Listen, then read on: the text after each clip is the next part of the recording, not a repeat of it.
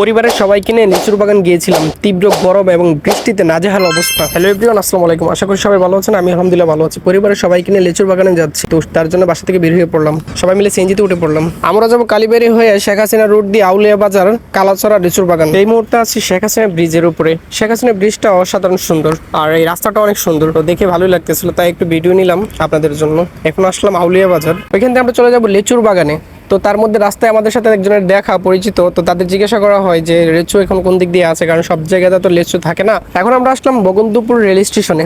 এই রেল স্টেশনটা অনেক সুন্দর, এখানে কয়েকটা ছবি ভিডিও তুললাম আর কি। চলে আসলাম লিচুর বাগানে, তবে এই বাগানে লিচু নেই, তাই অন্য একটা বাগানে যাচ্ছি, কারণ লিচু এখন শেষ পর্যায়ে। তার জন্য খোঁজার পর একটা বাগান পাইলাম।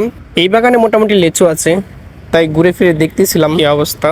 তো লিচু কিনে দিলাম বাইকনাদের, কারণ আসছে লিচু না খাইলে কি আর হয়। আর বাসার সবার জন্য কিছু লিচু নিলাম, কারণ বাসায় মানুষ আছে, তারাও তো অপেক্ষায় আছে, তো তাদের জন্য নিলাম। আমরা যখন লিচু কিনতেছিলাম তখন প্রচন্ড গরম ছিল, তো তারপরেই মনে করেন যে এমন ঝড় বলার বাইরে। ঝড়ের জন্য আমরা লিচুর বাগান খুব একটা ঘুরতে পারি নাই, তাড়াহুড়া করে পরে ব্যাক করলাম বাসার দিকে। তো রাস্তায় এইখানে দোকানে আমরা একটু রেস্ট করতেছিলাম, বৃষ্টিটা কমলে তারপর আবার বের হবো। এখান থেকে আর আমরা ভিডিও ছবি কোনো কিছু নেই নাই, কারণ বৃষ্টিতে একদম ভিজে নাজেহাল। আজকের ব্লগটি এই পর্যন্তই। ভালো লাগলে অবশ্যই লাইক করবেন।